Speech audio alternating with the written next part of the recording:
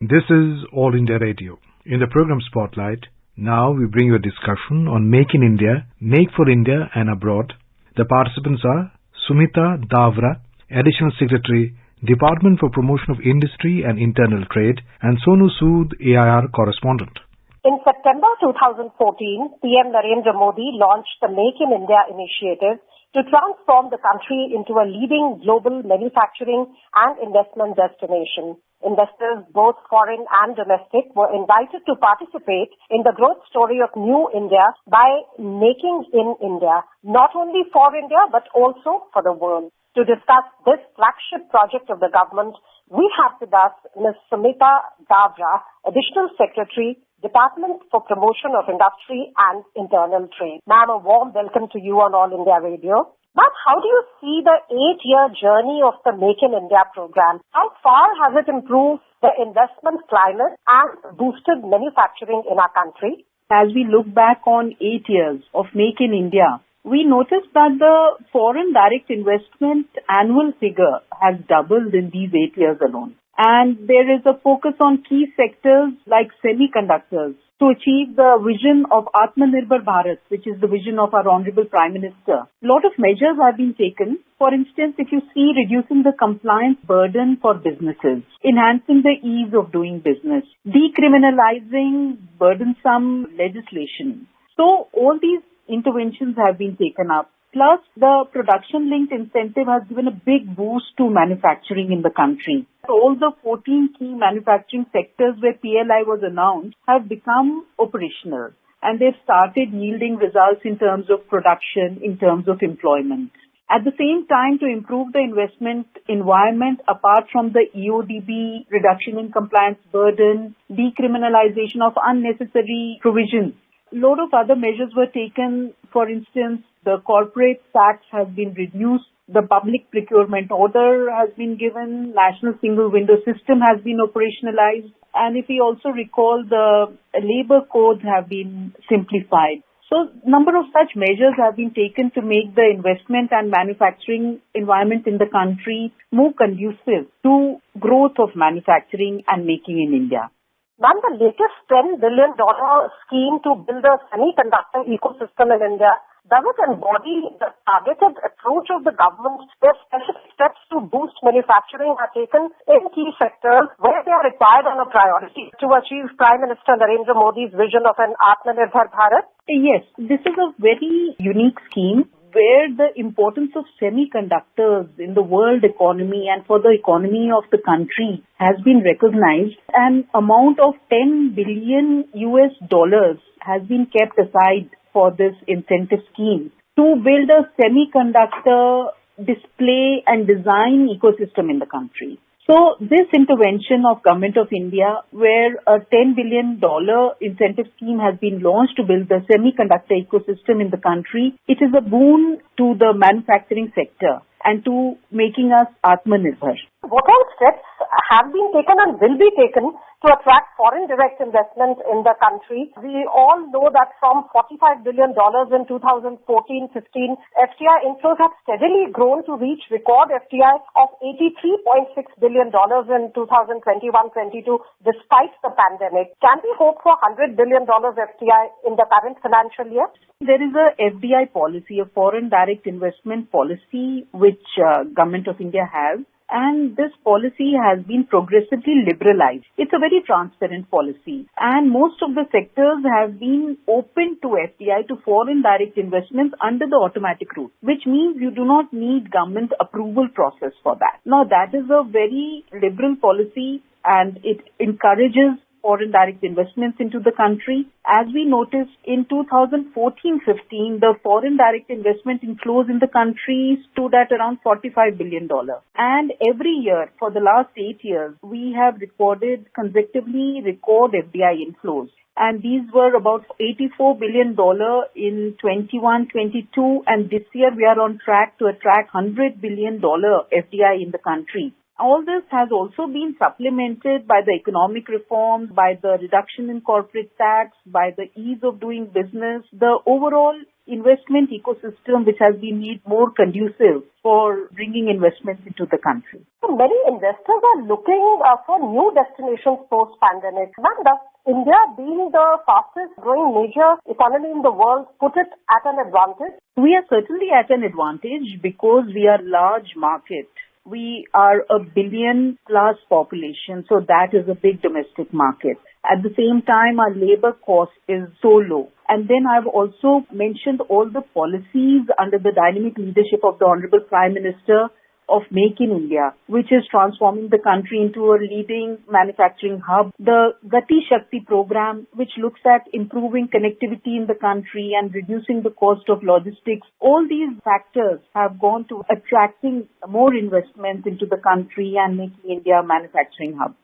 Can you tell us about the benefits of digitization for the investment climate, especially the National Single Window System for approvals and clearances? The National Single Window System is a budgetary announcement of the Government of India in February 2020. And idea was to put in place an investment clearance cell, a single portal where investors can go and get all investment-related clearances from one portal. In that context, all the functional clearance systems, digitized clearance systems of various ministries of Government of India and of the state governments have been brought together on a single platform, that is the National Single Window System.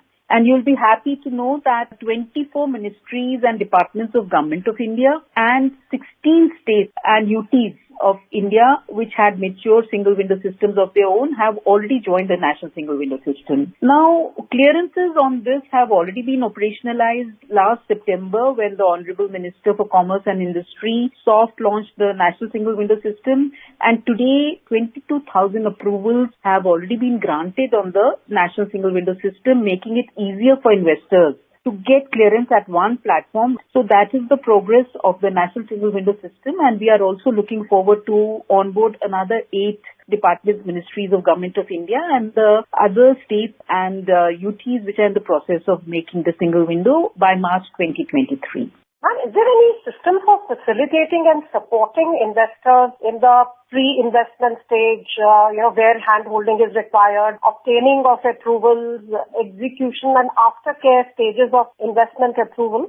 One is the Know Your Approvals, whereby an investor goes to the National Single Window System and punches in the sector where he or she wants to make an investment and the geography, and gets a whole list of clearances which they require, which is under the Know Your Approval system. Secondly, to handhold investments and to fast-track investments, there is the Project Development Cell, which the Union Cabinet has approved for all the ministries of Government of India during the pandemic in June 2020. Thereafter, all the ministries have established a project development cell to fast-track investments, handhold investors, interact with them, and if there are any obstacles towards their investing in the country, to make sure that these obstacles are removed within the framework of our existing policies. As on date, there are 29 departments, ministries of Government of India with the project development cell, and they also reach out to the state to resolve any state-level issues the investors may have. It's very interesting that the PDCs report to the empowered group of secretaries, which is the highest body to resolve the issues at the bureaucratic level, and that is headed by the Cabinet Secretary himself. And for an aftercare, we have National Investment Promotion Agency, Invest India, where we have teams to take care of investors who may be facing other issues which require facilitation with the states or with the ministry. Ma'am, can you tell us about the success of Make in India efforts seen in the growth of the Indian toy industry, which, due to the combined initiatives of the government and domestic toy manufacturers, saw import of toys in financial year 2021-22 decreasing by 70%, and India's exports of toys growing by 636% in April to August 2022 over the same period in 2013. Is the toy industry, you can say, a perfect example of Atmanirbhar Bharat and Make in India? During his Mann Ki Baat, the Honorable Prime Minister had expressed a desire that India should be established as a global toy manufacturing hub. And in this context, seeing the problems our toy industry was facing and to address the import of the low quality and hazardous toys which were sometimes coming into the country, strategic interventions were made to promote the toy industry. Some of these initiatives included increase of the basic custom duty and, very importantly, implementation of the quality control order, because of which the low quality toys could be restricted, and there was mandatory testing of the imported toys. Plus, our domestic toy manufacturers were given quality certification duly following the process by the BIS, and development of toy clusters were promoted and marketing interventions such as participation in toy fairs and international events, innovation, all this was encouraged. As this entire ecosystem developed, there were also very sincere efforts of the domestic toy manufacturers which have to be really appreciated. That in less than 2 years we've been able to show the progress. So yes, it is a very good example of how government and industry comes together, and there are policies and there are efforts made together to improve Make in India. What is the significance of one district, one product initiative to promote Make in India among the masses? How will ODOP benefit the small artisan, small manufacturer in showcasing their indigenous products to the world?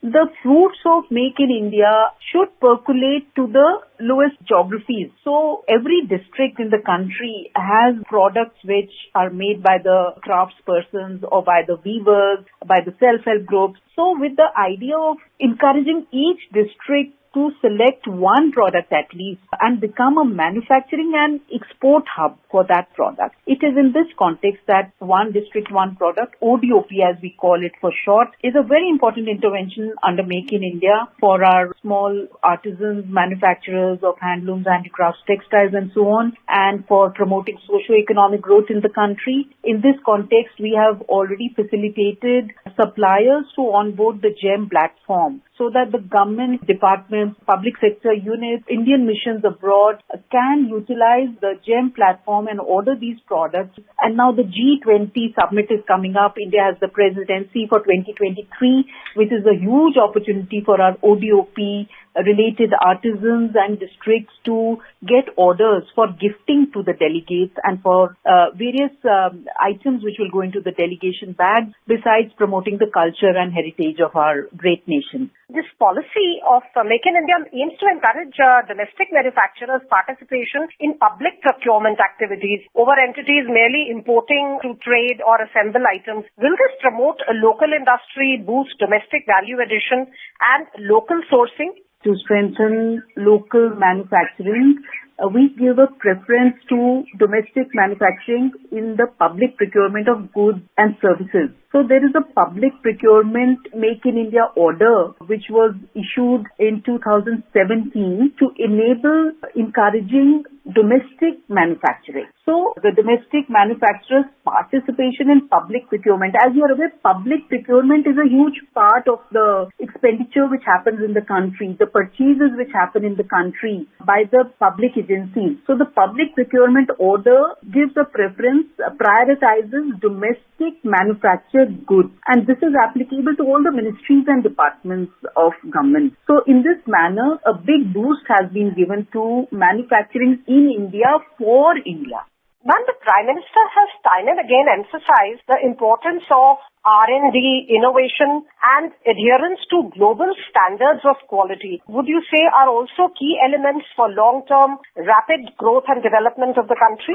If we meet global standards, only then we are competitive in the world markets. And last year's export achievement, which has been a historic high at about 670 billion USD, is very encouraging and inspiring. So we have to now improve on that by meeting global standards in quality and by being innovative. And that is where R&D by the manufacturers, by the businesses also becomes very important, because when there is R&D, you create intellectual property, and that is where you make a lot of profits, and you are also able to produce in various parts of the world and your businesses become bigger. So all this is a very much part of Make in India and Make in India for the world. Davra, thank you so much for your time and giving deeper insight into the flagship government program, Make in India. Thank you very much. You were listening to a discussion on Make in India, Make for India and Abroad. The participants were Sumita Davra, Additional Secretary, Department for Promotion of Industry and Internal Trade, and Sonu Sood, AIR Correspondent.